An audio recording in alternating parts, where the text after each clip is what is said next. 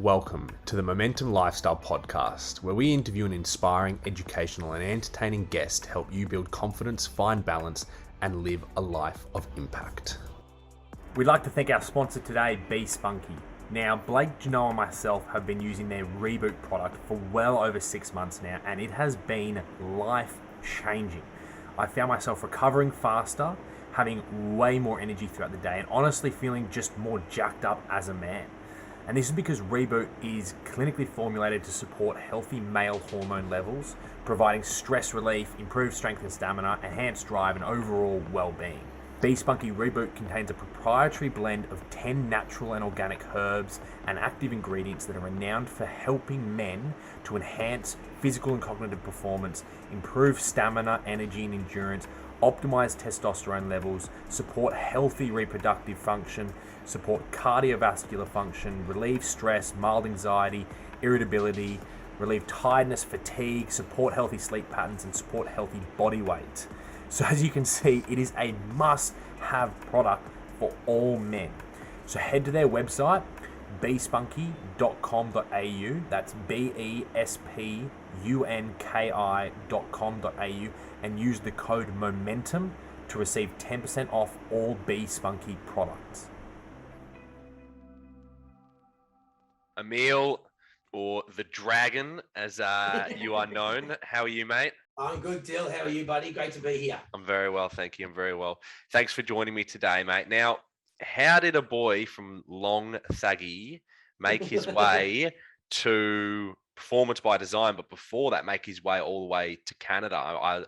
I love your story. I really, when I first met you, maybe I want to say 5 years ago, and I got to work closely with you at the ground in Melbourne when Performance by Design was basically just the back end at the moment. I loved your story. How did you go from, where you were in Australia all the way to Canada and running an Australian sports company? Yeah, so I did Vic Uni, what was it called, Human Movement as a degree after high school. So I moved to the city from Monthaggy, which was a big deal back then in my 1972 HQ Holden panel van. Moved to Mount Waverley, which was halfway sort of between Monthaggy and Footscray, so I could still play footy back in Monthaggy. As I went to uni, I always wanted to do some study abroad, and I always thought I wanted to go to the University of California. But then one day a Canadian bloke walked into a lecture hall and said, our sister university is that of Western Ontario, the Uni of Western Ontario in London, Ontario, which is about 2 hours west of Toronto. So Jasmine Taller and I, my good mate at uni, we jumped on a plane at the end of 98, early 99, and landed in London, which is on a snow belt. So I'd only been to the snow at Mount Baw because of high school ski trips. I'd never been around snow where you lived. So anyway, we did 6 months there of kinesiology, and I absolutely loved it. Met a lot of great mates. In fact, fast track to today, I live in a city in Toronto called Etobicoke, which is actually of this jersey here. In 2003, I started the Aussie Rules football team with my mates from university. And then all the Etobicoke boys. And now here I am 21, 22 years later. But anyway, met some great people, came back with a girlfriend at the time, kept on coming back and forth. In 2001, played some footy in the league here. 2003, at the end of 2002, a mate said, I want to start a new team in the league. Why don't you come over to Canada? We'll start a team. You've got a bunch of mates from uni, and I've got relationships with the AFL. Let's run some programs in schools.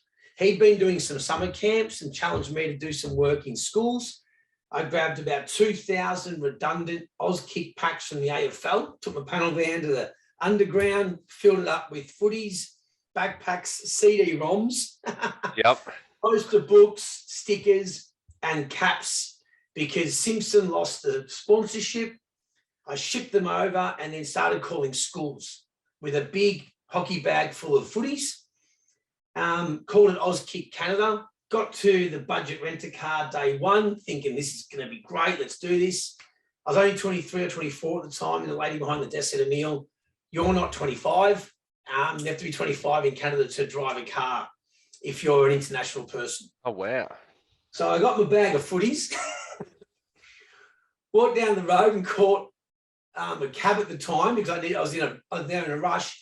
But then for the rest of that year in 2003, while I was building the Etobicoke Kangaroos, I employed a couple of mates and we literally caught public transport to schools with a massive ice hockey bag filled with balls, markers, lobbed up on the front doorstep, said g'day. They all said, what are you talking about? The accent really went a long way. Yep. And we saw kids. And the thing, Dill, that was really wonderful about it was back in 2003, girls weren't really into footy at this stage. Girls played netball at the footy club and guys played footy. It was the girls that took to our sport brilliantly. And the first 3 schools we sold to were all girl private schools. Wow. And they got right into it. And as the course of the year went on, we got this feedback, and I'm really proud of it, which is why I actually then came back 4 years later and built a proper company, and we rented cars and, we did things properly. You're able to drive around? Drive around, which was called Aussie X, which was a nickname for the Aussie experience. We brought Aussie rules football, netball and cricket into the fray after the 2003 Aussie Canada year.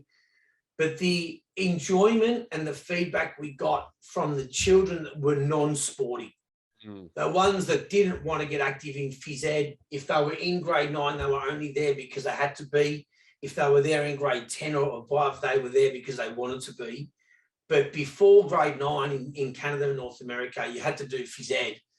But you got a lot of kids showing up, girls with their hair over their face, boys cowering over body language, saying, I don't want to be here. It was those kids that absolutely came out of their shell. And we realised in that year that we were onto something a little bit cool.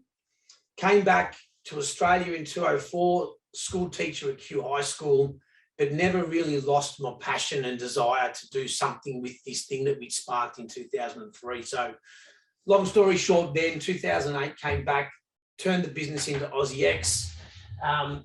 We taught the kids how to speak Aussie, and we wrapped everything around these core values of having a go, good on you, mate, and you little ripper. Right. And we stopped selling the sport and we started selling these values. And that's eventually what schools ultimately were paying for. Yeah. Having a go, try new things before you make a judgment. Good on you, mate. The energy you give off is the energy you get back. And you little ripper, celebrate the smallest of wins and especially celebrate having a go. And as our business evolved, we moved more from secondary to elementary. And that was ultimately what the schools were purchasing, were these values wrapped around this funny Aussie lingo and these funny Aussie characters. And I used to dye my hair bleach blonde, so I looked like a big Aussie character. Yep. And everything we did was wrapped around the values of extraordinary impact. So we can talk a bit more about that if you like as well. Were you ahead of the game with those values? Because that is obviously, a big part of the work that you do with Performance by Design. And we've been fortunate enough at Momentum to be able to work with you and work with Paul to develop our own values internally as well. Yeah. So was that how did you know to kind of go down this path of having this code, these values that you were selling people on? Yeah, it's a good question. So around 2011, the business was on a really cool trajectory. We were lucky enough to be accepted to go on Dragon's Den, which is like Shark Tank, but here in Canada, quite unexpectedly. We took the opportunity. We got accepted on a Sunday night at 6 p.m. to shoot 6 a.m. the next Wednesday. So being the team that we were, we just said, yeah, let's do it. We were growing at a pretty considerable rate.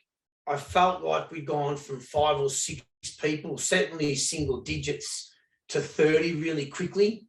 And all of my leadership gaps were coming to the foreground. I was struggling to share power. Most, if not all, decisions were coming up to me. I wasn't delegating very well, and I certainly wasn't having honest conversations with the team when things weren't working. I was Mr. Positivity, great at the rah stuff, but when something went wrong, because I was the only phys ed teacher in the company, essentially, I thought And it's a fallacy of leadership that I have to have all the answers, right?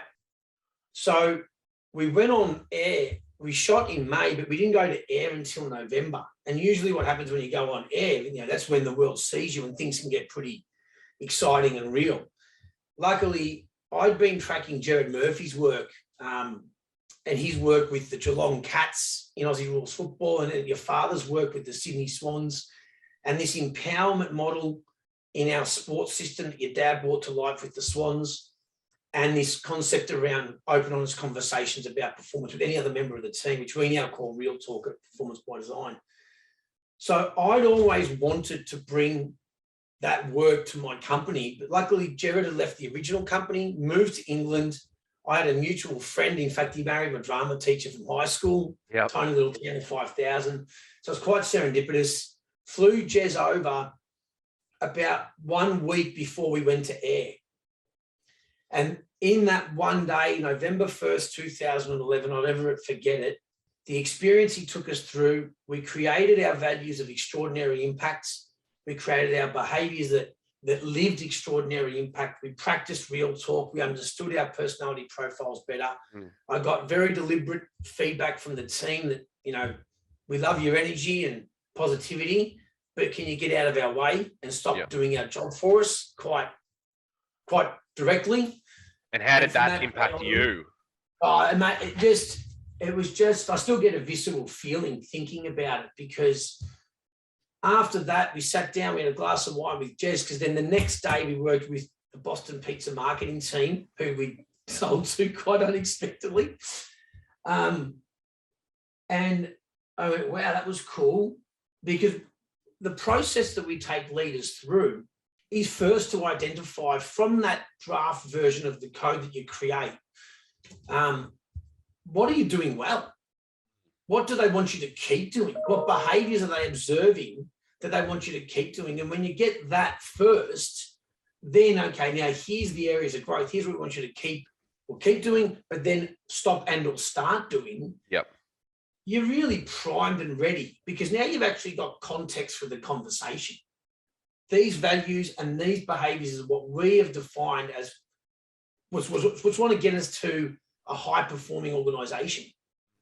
So with that feedback, stop taking the work off us, get out of our way, tell us no, like these very simple, direct instructions changed my life, to be quite frank. So then I just got mentored by Gerard, and I'm very grateful for Jez and his free time, and now we're business partners with your father and I was at Everett. I just basically did everything that Jez said. And the more and more I did it, the more I connected to people, the more I had real talk, the more I shared power, the less I did. I got out of the maze of the business, got into the helicopter and was able to support, problem empower, not problem solve. I stopped the motivational speeches and listened. I asked more questions. And I found in my experience, the team, particularly as the company grew, they had more connection to the kids and what was really happening in the schools. So it would be foolhardy not to listen to them and make decisions with them, or even say, look, I back you in, have a go at it.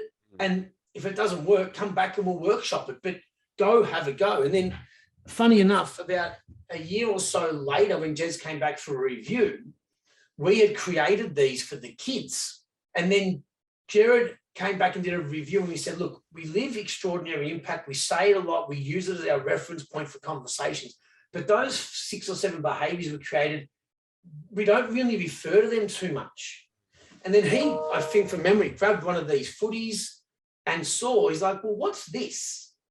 And I said, well, that's the values and the behaviors we teach the kids. And he goes, well, that's what you should be doing internally. Yeah. So then this became our set of behaviors. Have a go, be good to your mates, give off positive energy, and celebrate the smallest of wins. And then we also added a 4th behavior, which was, what do you reckon? And this is probably my favorite one, because what do you reckon? And I actually got silicone wristbands made, because the kids all got good on you, mate. Wristbands as an anchor to the experience. Yep. And there was a handshake, a fist bump with a thumb up, and they gave good on you, mates, all throughout the workshops. But what do you reckon was, basically ask questions, right? So I got a bunch of silicon ones made up to remind myself when a team member came to me and said, hey, Dragon, do you think we should do this or can I do that? I would just develop the habit and ask, well, what do you reckon? Yeah. Asking them And first. then, yeah. And then Mm. I can tell you 9 times out of 10, their answer was better than what I had in my head. Yeah. Right.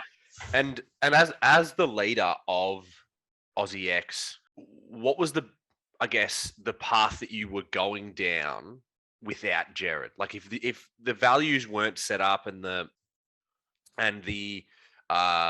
workshop wasn't done, you're obviously going down a successful path regardless. But do you look back and go, geez, we would have hit a point, 6 months later where I would have burnt out, the company would have crumbled, people would have left the job because I was just, micromanaging everyone. Like, do you kind of sit back and go, wow, yeah, that really did save us from a lot of pain in those early days? 100%. I remember I was in a pretty dark place.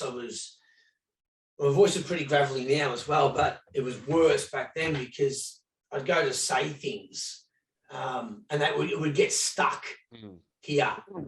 And I remember feeling like someone was constantly pushing down on my shoulders, like because of this not sharing power, not having honest, real talk conversations, and just basically trying to do it on my own, right? Yep. And every time it happened, it was like this metaphorical sack of spuds. And I just put another couple of kilo on. And then finally, when Jez took us through that big day together, it just sort of all went away. And it just opened up this line of communication. And what it actually did was it connected us at a deeper level. And the challenge that I was facing at the time was I'd almost built a footy club culture where we played hard, we worked hard, but then when it came time for those really, let's drive to the next level, I was shirking the issue. And I remember being in some of our Friday night parties or these events we would run as a team, 50, 60 people, and being completely alone in my own company because I couldn't share the thoughts that I really wanted to. I hadn't figured out how to do that because it might have been about that individual. Once I learned, how to have that conversation with the individual, but the other big part that really got me out of this dark place, I even had moments where I would sleep on the floor just because I couldn't get out of the office to get to my bed. Like it was so suffocating. I ended up joining an entrepreneur group. And I remember the first day of that session, people just did a share to start the first 15, 20 minutes where you're at. And 3 or 4 people got up and spoke. And I just went, me too, me too, me too. And I remember thinking, I'm not going crazy. This is what we all go through, the loneliness, the decision-making fatigue. So without Jaz's support then, I don't reckon I would have survived. I would have burnt out to the point of not potentially being able to go any further. That's the road I was going down. As much as the business was growing, it was growing out of control. So finding that group of guys that you or people that you were able to connect with was also really helpful for you in terms of being able to find a place where you can share what's going on. Because I love the analogy that you use, because it's the same analogy that I use. It's as you're going, day to day, life's going to put challenges. You're going to go, face obstacles. And I use the analogy, if you have a backpack and bricks will fill up your backpack, every obstacle, right? And if you're not offloading those bricks, if you're not taking them out of your backpack and through conversation and connecting with people and not the Aussie conversation at the pub, hey mate, how are you? Yeah, good brother. Let's watch the footy. Like genuine, man, this is how my life is going and this is what's happening, what's going on with you, and having that two-way conversation. The brick, I don't care who you are. Eventually you'll get to a point where you can't carry the load. Eventually you'll get to that point where we have so many common terms: burnout, midlife crisis, we've got these terms because they're so common, which shows us, okay, we're doing something wrong here. So yeah, what was the most benefit that you saw in a space like that? I think, and now that I do the work professionally, because the way it happened over the next couple of years, the more and more we lived our extraordinary impact system through the support of Jez, the less I did, like the less I physically did. So the more leading I could do. So my sessions with the group, I'd run meetings better because I was way more present and I'd spend more time preparing for them. And one of the journeys you have to go on, particularly if you are a founder or you are in an organization where you are a good or the best individual contributor and you become the leader, which most organizations do, particularly in sales. You're the best salesperson, let's make them a leader. That doesn't equate. Like that, great players don't make great coaches, right? Yep. But the mindset that I moved from was essentially to stop doing and do more leading, start leading. So that meant I went away and made the mindset shift from loving the work of actually engaging the kids, 30, 40, 50, up to 100 kids at a time, depending on the class, just losing their mind, playing footy, playing netball, cricket, or we got into dance and we turned the company into X Movement and a bunch of other stuff. Kids would literally, they lose their mind. That's what I used to say to the team. Like, we want them to lose their mind, right? Yep. And forget about the thinking. Just do, just be. I moved my attention away from the love and joy of that to shifting it to the team. So now the love and joy of building the business was actually watching young men and women grow inside the company. Because back then, a lot of our team was fresh off the boat. They were looking for a life adventure. They might have been going through a mid-20s going, oh, I'm a plasterer. Do I want to keep doing this? I'm going to go to Canada, play a bit of footy and do a 2-year working holiday visa. And then ended up staying and marrying. It's bringing some pretty cool stories. One guy, Kyle Doherty, is now he's the head of basically the junior development program of the Melbourne Football Club. Right. And that's actually how I found your old man. He had your mum's email address in here, like I had him search Ruse. Yeah. And that's how I actually contacted your mum and dad in the first place, because he was working at Melbourne. Yep. And he was a plasterer. Like, he'd come over for an adventure, tried to work with us. It didn't work. Came back a couple of years later for a girlfriend. Came back, knocked on the door. We gave him another chance. And he just grew. He sort of said, do I want to be a plasterer or do I want to do this? And the choice for him was simple when we put it to him. And he's gone on to do just wonderful things with the Aboriginal community in Central Australia, and just really, really proud story. So that's where the buzz, I think, as leaders, they need to change their mentality and mindset around the doing and the buzz of selling whatever it is you sell, to leading and watching people grow. So looking at, if you love your sales pipeline going up, will equate that to the growth of the individuals that you lead, right? And so how many leaders make that connection? How many leaders now today make that connection around culture, right? Performance by design, what you're doing now is all about high performance culture coaching, right? So how many people are coming to you already knowing that? Or are they coming to you because culture is now the new buzzword and they're like, oh, we better work on our culture, and I've heard good things about performance by design? Or is there a genuine knowledge like, oh, okay, if I want my bottom line to go up, I do need to invest into my people and not necessarily my marketing funnels and my systems and a new website and, and also stepping away from the stock standard Friday afternoon drinks and and calling that culture. There's still a lot out there that are way off, and still see a lot of leaders and companies define their culture as their parties, perks, and ping pong, right? Whereas we look at it through the lens of performance. So we need to look at it from a behaviours perspective. So what are the behaviours that we're accepting and rewarding of each other? Because you can have your party, and don't get me wrong, they serve a purpose and they're required, particularly if that's what your culture code speaks to. Like once you define who you are and what you stand for in your culture code, which for us was extraordinary impact, and then these sort of 4 core behaviors that underpinned it, we had massive parties.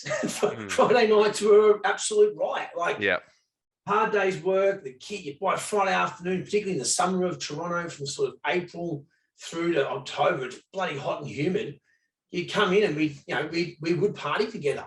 But that was our culture because we owned that, right? Yeah. But there's still a lot of way. I just had this conversation the other day. But I would probably say 70 to 80%, probably 70% of people are coming to us because they're broken. So there's something wrong that's not working, and they've tried all the technical stuff. All that crap. They've thrown money at Salesforce, they've thrown money at marketing, they've thrown money at parties and perks, and nothing's changed performance. And they've gone, well, maybe we need to actually focus on our culture. But when you say nothing's changed performance, what do you mean by that? So they come to you broken, as in they personally do not enjoy the culture at the workforce, or there is a massive problem in their business? Is there a common problem that you see, or what do you mean by that, like the performance piece? Yeah, maybe the market has shifted and their actual results are down, right? Because that's the other thing in business. One of the challenges in working in the corporate space, a bit different to sport, is that you can behave badly and get good results in business, because the scoreboard's essentially, for many, about making money, and rightly so, right? But when the market takes a turn and those bad behaviors that have been stepped over are no longer serving you, when performance goes down, they rise, the curtain pulls back. And all you'll see is bad behavior, sidebar conversations, siloed, not sharing information, all these behaviors that are holding back the team from being the best they can be. Then we usually get a phone call because the results have masked the bad behavior and process. Right? Our contention is your culture holds it all up. No matter how good your marketing, how good your strategy, how good your sales force is, if you don't have your team functioning with an aligned set of sort of values and behaviors to guide how they do what they do, they don't understand each other and their personality profiles and their communication styles and individual differences, and then have the ability and build the psychological safety and trust to practice honest, real talk conversations, which is not just the difficult ones, by the way. It's also systems to catch the good. Right? What are the so reward the good? You get what you reward. If those things aren't in place and the market takes a turn, or the shareholders and the board just aren't happy that we're not growing by 30%, we're making more money. Then we have to come in and diagnose very deliberately and intentionally what are the behaviors that we're currently seeing that's holding us back from being the best we can be, and have the leadership team usually go through that first, and then take the process down and cascade it to the size of the organization, depending on the size of it. I work with a team of 35 to 40 here with a cool social impact advertising agency. And I work with Hydro One, which is a huge 10, 12,000 person company that keeps the lights on here in Ontario. But the process is the same team dynamics that drive high performing teams in sport, drive that in corporate culture. There's a few nuances. Ultimately, the same things apply, and the lessons from sport, we then help our corporate clients and leverage some of those really simple and practical exercises that we know consistently puts dollars in the metaphorical trust bank, but also builds that psychological safety to have real talk. And I'll just end it on this, that one thing interesting about this conversation about psychological safety, which is a huge conversation at the moment, is the understanding that emotional and psychological pain to the brain is the same as physical. It's computed the same. But I can tell you, I had a hip replacement a few years ago before my first boy was born. And now I can run and jump a little bit pain-free. But the emotional scars of losing my best mate when I was 26 still remain every day. I bring that up. So if you're a leader of teams, one thing that's highly important is, are you creating an environment not only for the team to perform and problem empower your team to solve, but are you creating an environment that's psychologically safe for them to speak up? Because if it's not, we will biologically protect ourselves. Yeah. Right. And that's when silos occur. That's when people don't share information. Yep. Collaboration stops, which is the precursor to innovation. And if one thing wins business today, it's speed. The speed of innovation is what's winning the business. And that's why we see culture is really, truly the only one competitive advantage that's left in the workplace, because you can Google everything, right? Yeah. Products and services are all pretty much the same. There's not a heap of genuine, this is completely new, this product. It's just making an existing product better. So really, how well your team works together is essentially the one competitive advantage out there. Yeah. And what have you noticed is the biggest struggle in the corporate space when approaching culture? You mentioned real talk and actually giving and receiving feedback. Yeah. And would you say that is one of the biggest challenges that the corporate world faces, is actually being able to sit across from your boss, your coworker, and give and receive honest feedback? Essentially, that's often the root of the problem, which is why which is why we go straight to it.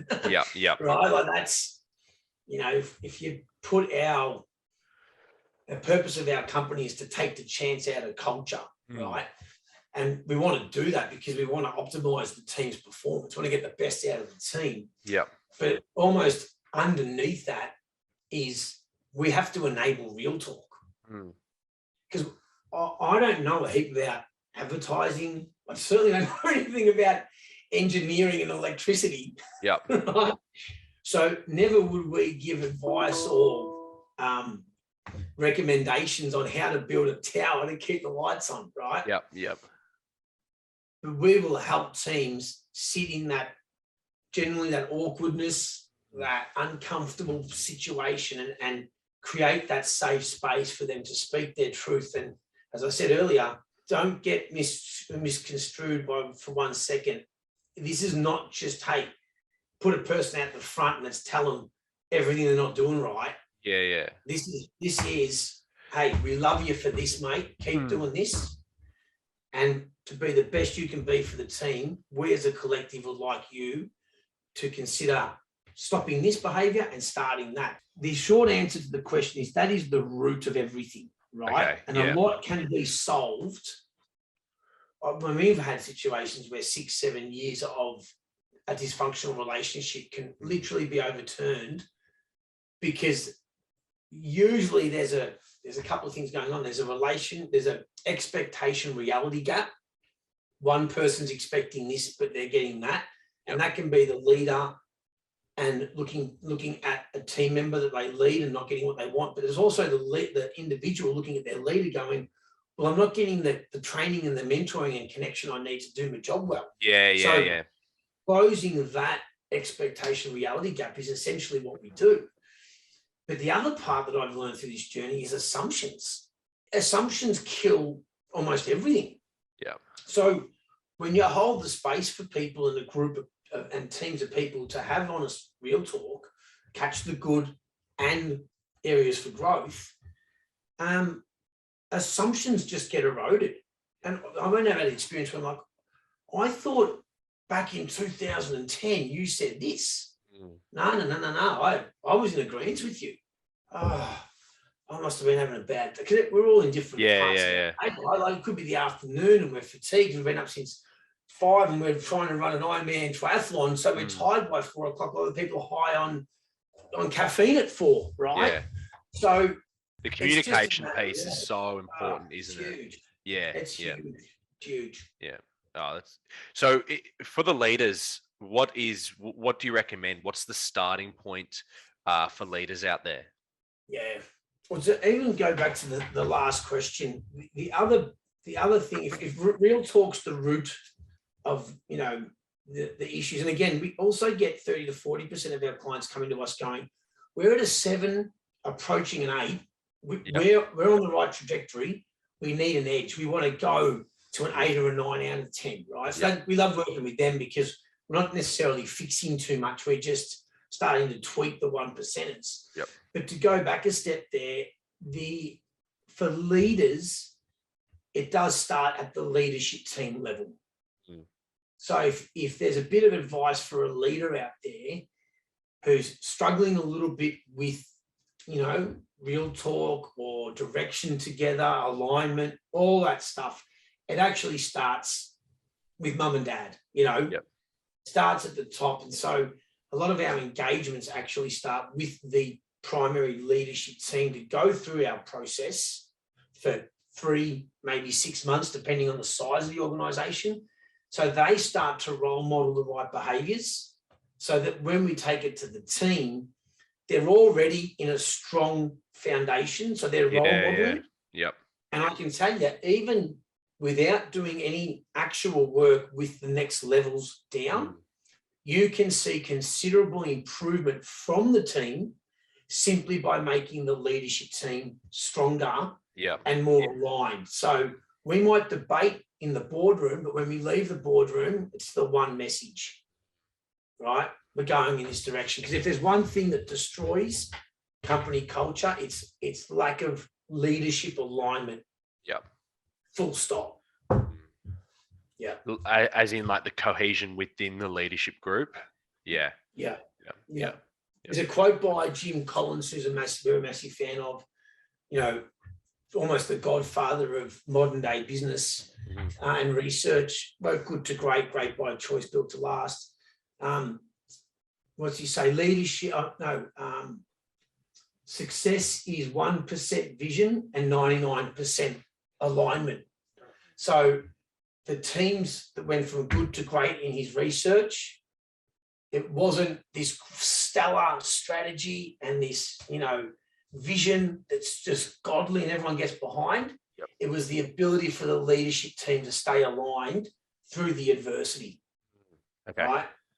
So it's really about real talk at that leadership level, because like a pulley of a crane, right? And you see them in cities, and Toronto is one of the fastest growing cities in the world. There's cranes everywhere, and you see them pull up these huge blocks of, crazy steel and so forth. Leadership teams are like the crane that's pulling up the pieces. Yeah. Otherwise, the building below, if you will, just it's built on wet cement. So it's got to be pulled up from the top. I remember when I worked with you, there was that the 4 quadrants of the employees, and it was competent. So it was like skill based, and character based. I can't remember the exact words, but it was someone highly skilled and highly value based. I can't remember the exact word.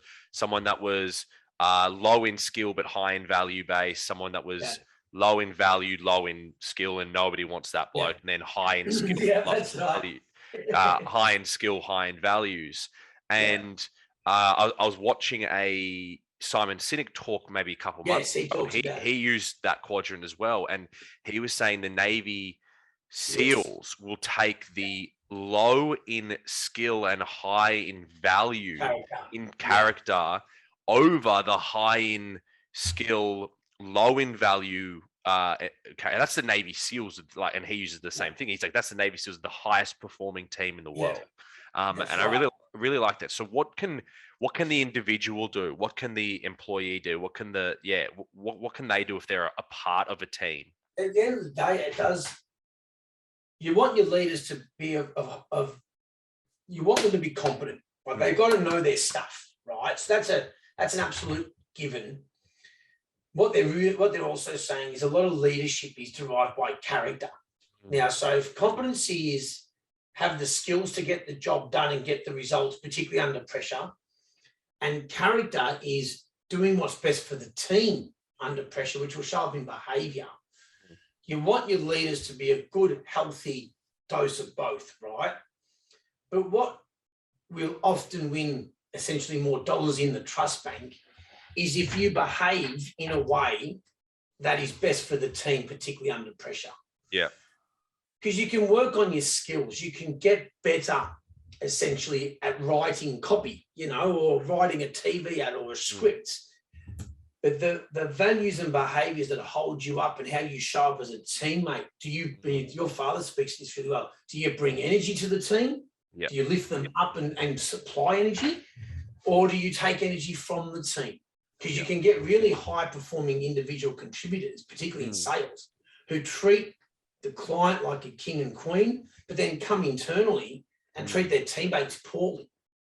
Right? So they sit in the bottom right of that quadrant, highly competent, but sort of low character. So they can become, in sport, you coach killers. Yeah.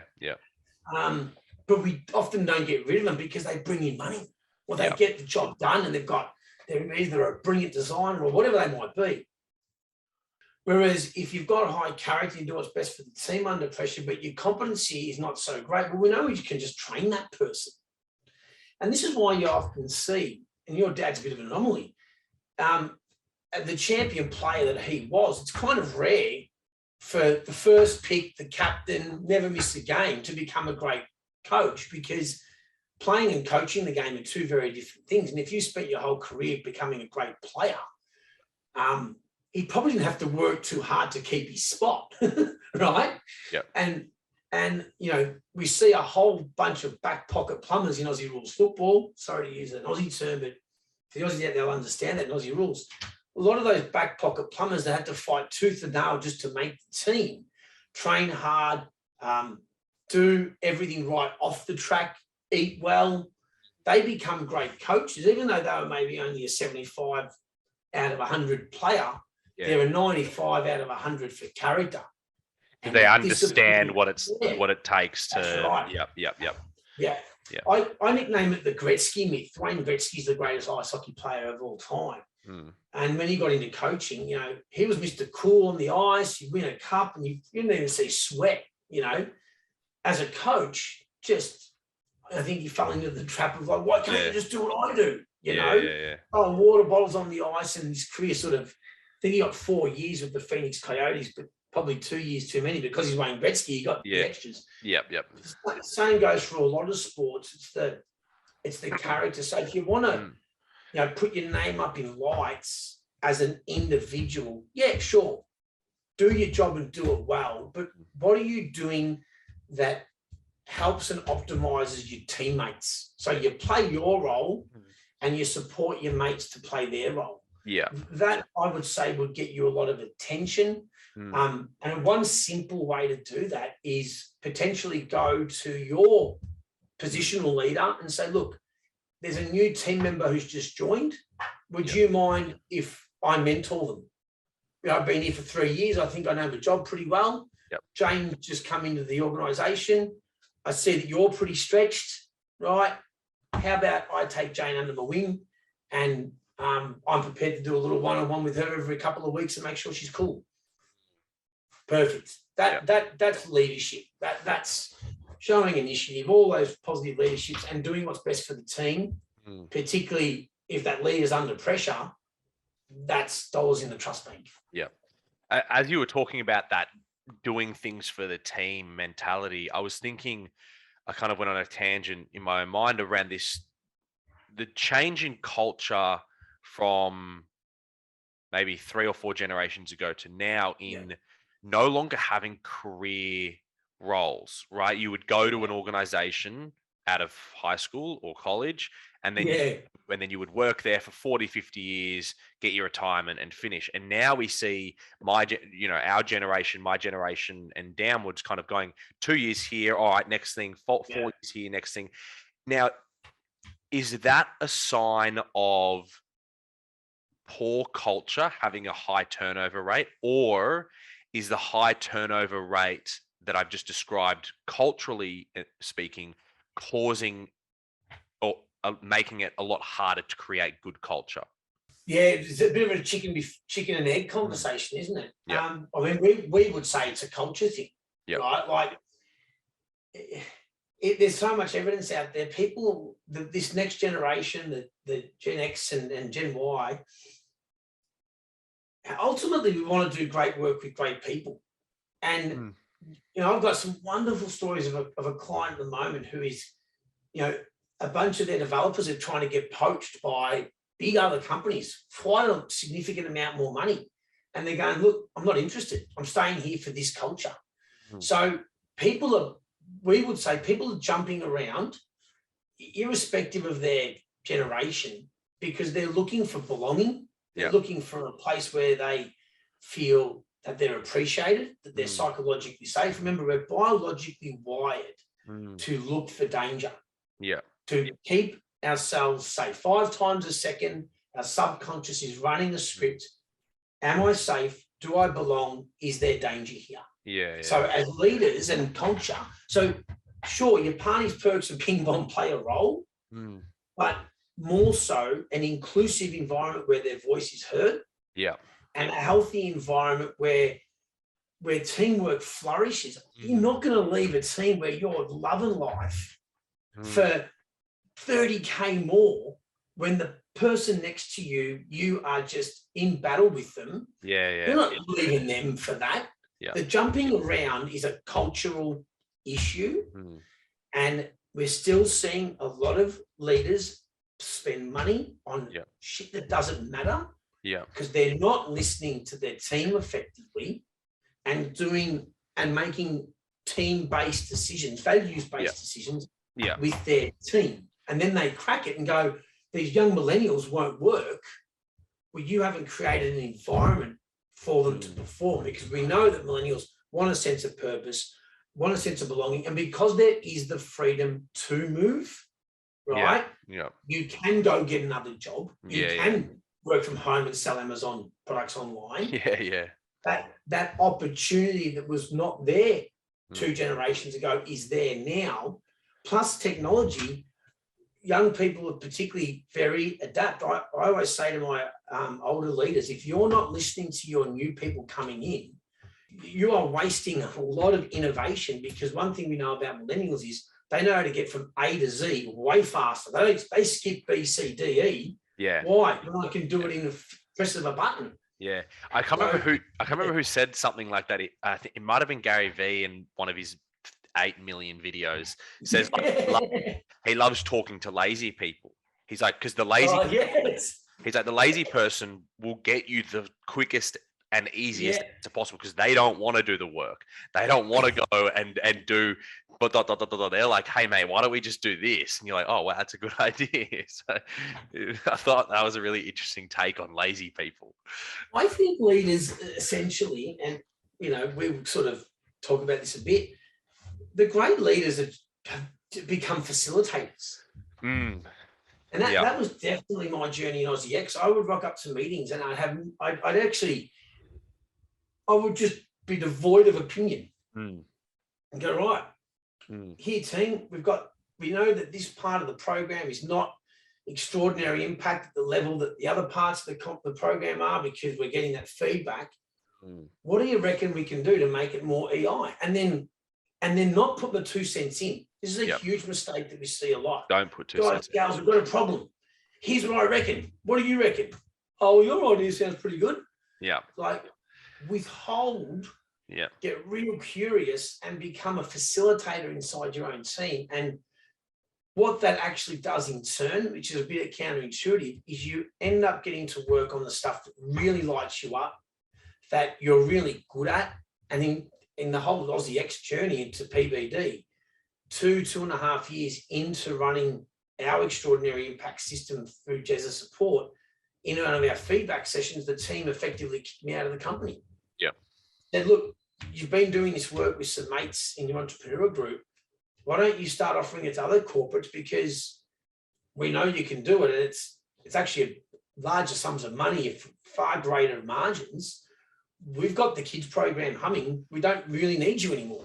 And that's the sign of success, right? It was unreal.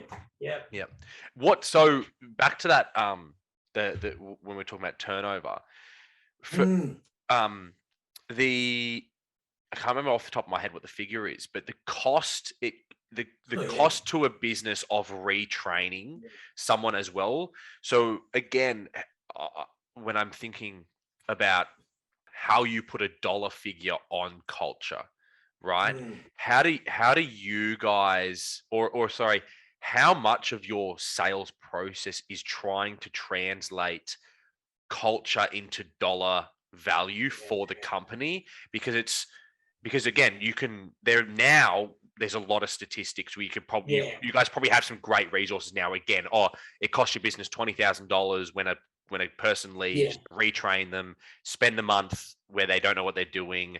That's $20,000, and you have a turnover rate of, you lose one person every month. You're spending so there's ways to do that. But is that a big part of your sales process is still convincing corporates of the value of culture? The short answer is we probably don't do it enough, right? But we are working on it. That's the very short, deliberate answer. Our belief around that is take them through the process to validate it, right? Yeah. So, we can sing to the stars and say, and it does, you are right, the statistics are quite overwhelming, particularly around culture. But again, it's actually more of an education around what actually drives a high-performing culture. Yeah. Because we'll often have the scenario where we've got the discovery meeting for whatever reason. Sometimes they've just booked a time because they want to meet your old man. Yeah.